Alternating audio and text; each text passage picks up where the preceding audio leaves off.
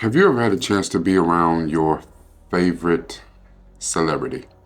Now, this person could be a movie star, a musician, an athlete, maybe someone that's in your favorite field, like a favorite author, a favorite artist. And then when you finally meet them and you have loved their work, and I don't want to say idolize because that's strong, but a lot of people do idolize the people that they follow. When you meet them, the interaction is way past disappointing. That's what we're going to talk about today. No hero worship.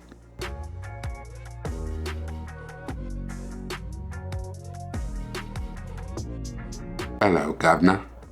This is Rakai Steve, Duke from the Ville, and we're here with Doctor Who Season 8, Episode 3. And this was called Robots from Sherwood. Now, I've been saying that I was going to do shorter recaps, and my recaps are still long. So I'm going to do something new. If you want to watch the reaction and discussion we have to the show, then go into the description and watch. It says episode that this analysis is based on.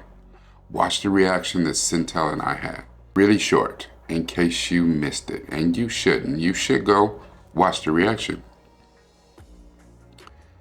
Clara and the Doctor end up in Sherwood Forest.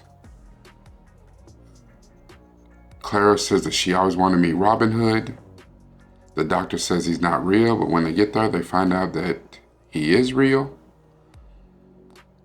They find out that the Sheriff of Nottingham is using robots who are actually aliens. A lot happens. And we find that the Doctor hated on Robin Hood almost the entire time because he didn't believe in him. He thought he was a fairy tale. He's a myth. I mean, the Doctor seemed like everything. But he also hated the way that Clara kind of idolized and was kind of smitten by Robin Hood as well. And they have a really great line at the end of the episode about heroes. You know I love my quotes, so I have two.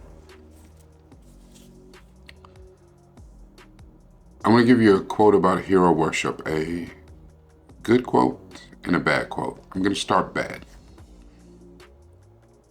This is from Herbert Spencer, and he says, "Hero worship is strongest where there is the least regard for human freedom."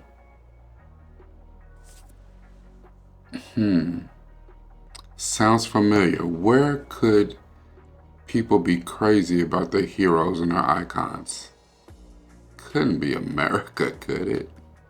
Silly. The second quote I absolutely love, and of course it's from a hometown hero, icon, the great Muhammad Ali, who says that I wish people loved other people as much as they love me. The world would be a better place. Hero worship is a strange phenomenon, and here in America, we have it bad. So just so you know that hero worship is to admire someone and imagine that they have qualities or abilities that are better than anyone else's. Now, sometimes you watch things. I watch Michael Jordan play basketball, and that man is gifted on a whole different level. His competitive nature is otherworldly. Now, we've seen other people that are close. Kobe Bryant, the Mamba, he's close. LeBron James has a kind of fire in him, but they're not the same. And there's a lot of people who are great. There's a lot of people who achieve greatness. But hero and icon is a whole different level. Legendary. I use a quote with Muhammad Ali, and I think it's crazy because when Muhammad Ali was boxing, Muhammad Ali was despised.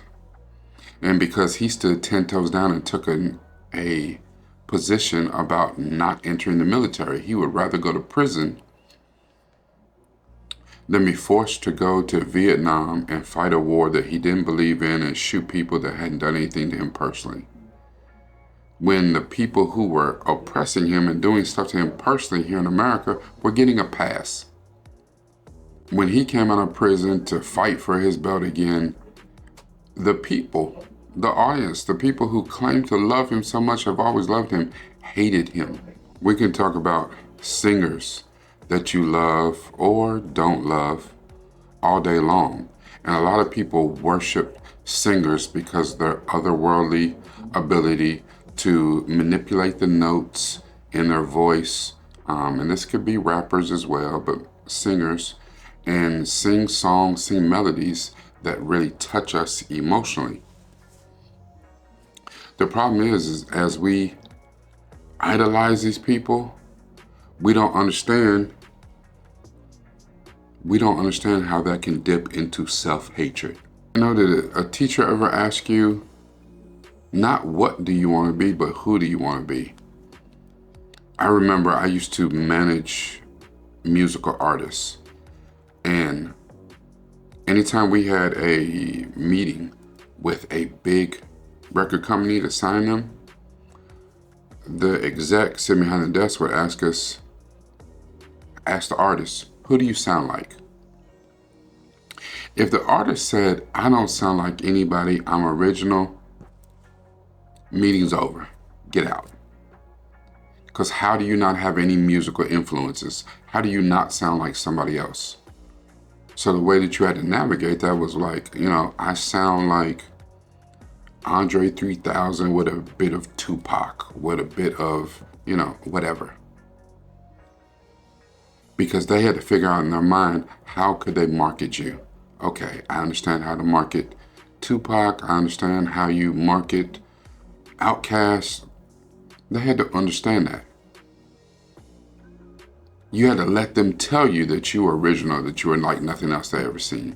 The problem was that you had to idolize someone else and craft yourself in that image because that's how they wanted to move you as a brand, as a product. In America, and I can't speak for all over the world, but I know in America, we get so bent out of shape with our hero worship to the point now where we worship social media stars, people who just do what I'm doing right now. Turn on the camera and talk. Now, most of the time, they're not just talking. They don't really maybe have anything inspirational, motivational to say, but they are doing the most. They're doing some dumb shit. They doing things for likes, for clicks, that shock and awe. And people, if it gives you an emotion, if you hate them, if you like them, if it made you laugh, if it made you sad, people are going to tune into that video tomorrow. And we have made these people celebrities. But in doing that, you're so disengaged from your own life that you look down upon yourself because I don't do things like him. I don't do this like her. I can't sing like that. I can't play ball like that. I can't do any of the things that you see online, on TV, in the movies. Hero worship is a form of self-hatred. We have a tendency to be jealous or envious of people's traits, sometimes their possessions, what they have. And we let it get out of control. And why do you think so many of these things are marketed towards children? Because children have less sense of consequences of right and wrong.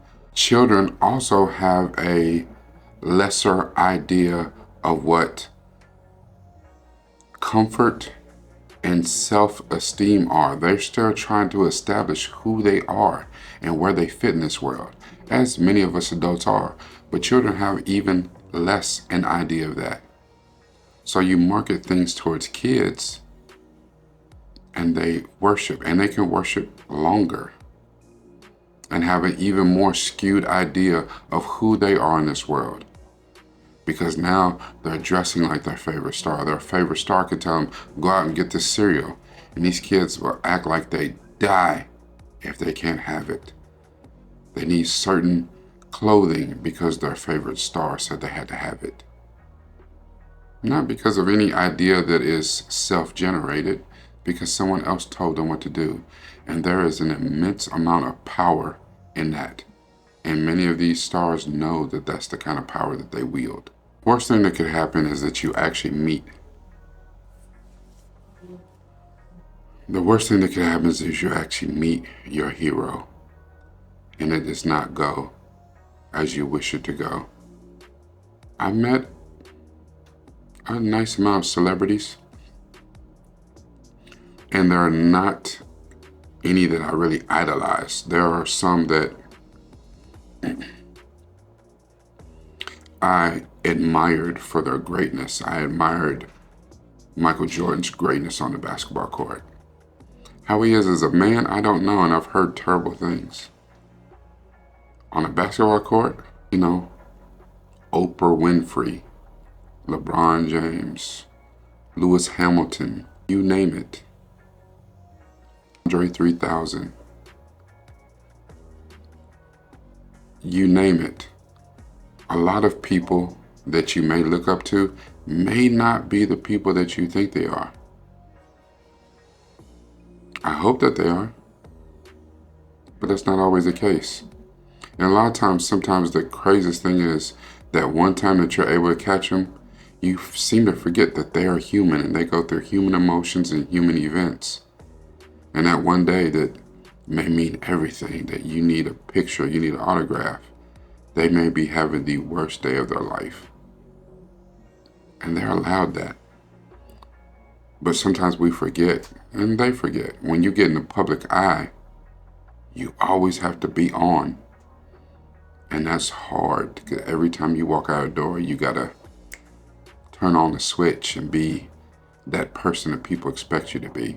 Who are some heroes and icons that you worship? Make sure that you leave it in the chat. This is Rakai Steed, Noob from the Ville. Make sure that you like, comment, leave me some comments on your heroes in worship, and have you met any? And I eventually might share some stories with some that I've met, some that were great, and some that were awful. And then for whatever reason, and you know that I want you to share this, you need to share this with everybody you know. But if you haven't subscribed yet, hit the button, subscribe right away. Whatever you do, it's got to be about this, but even more importantly, it's got to be about this.